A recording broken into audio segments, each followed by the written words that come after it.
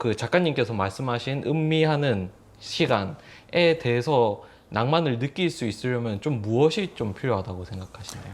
우리가 행복과 즐거움이 뭘까라고 한번 생각을 해보면 내가 생각하는 행복은 이거야 저거야 하는 게 있어요. 그게 행복의 조건이라는 거거든요. 근데 그 행복의 조건이 충족이 되면 우리는 행복을 느끼고 즐거움을 느낀다는 생각을 가지고 있어요. 그거는 생각이에요. 그런데 생각의 밑바닥에는 마음이라는 게 있거든요. 마음의 즐거움은 뭐냐면 알아차림이라는 거예요.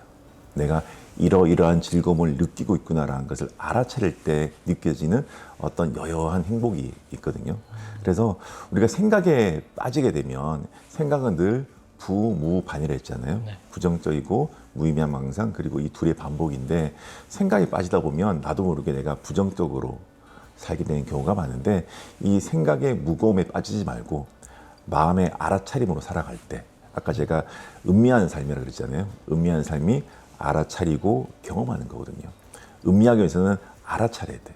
커피를 음미할 때 이게 커피구나 알아차리고 경험하잖아요.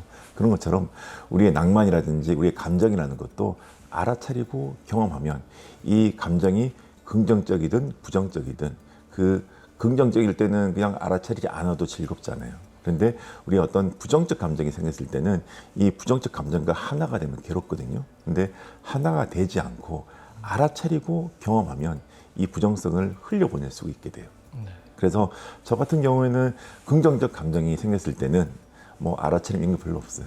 그냥 그 하나가 되어서 그냥 즐겁게 그 시간을 보내고, 만약에 부정적 감정이 생겼다 그러면 이 감정 때문에 슬프거나 화가 날지언정 이 슬픔과 화남 때문에 또 다른 감정이 유발되는 것을 막을 수가 있어요.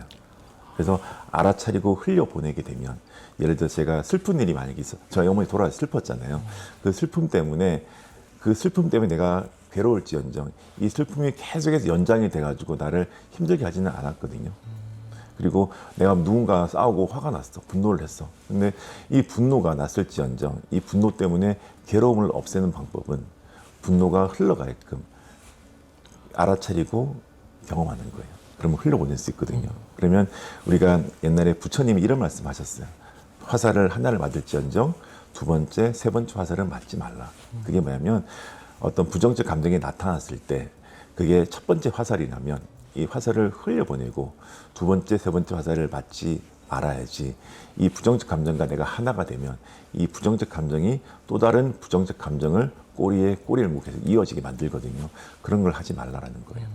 그래서 긍정적 감정은 그냥 그것과 하나가 돼서 즐기고, 부정적 감정이 있을 때는 음미하고 흘려보내라. 그게 음미하고 흘려보내는 게 뭐죠? 붙여진 방법이 그게 삼그하는 거예요. 그렇구나? 그럴 수 있다? 그래라 그래. 그렇게 지내시면 될 것 같아요. 네, 좋습니다. 제가 생각에 하나 난 질문이 있는데요. 오늘 촬영 전에 자전거 타고 라이딩 다녀오셨다고 했잖아요.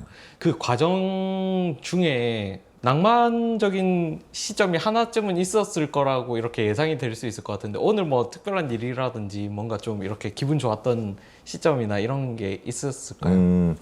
아니 오늘 남산 라이딩을 했는데 처음으로 올라가 봤어요. 제가 뭐 자전거 전문가도 아니고 조그만 미니벨로 가지고 올라갔거든요. 근데 이런 게 있었어요. 이게 올라가는 시간이 굉장히 힘들거든요. 이게 경사도 좀 높고 이래가지고 힘들었는데 딱 도착했을 때 그 느껴지는 그 즐거움 있잖아요. 너무 좋은 거야. 그런데 그 즐거움이 좋다는 것을 그 과정에서도 알고 있었어요.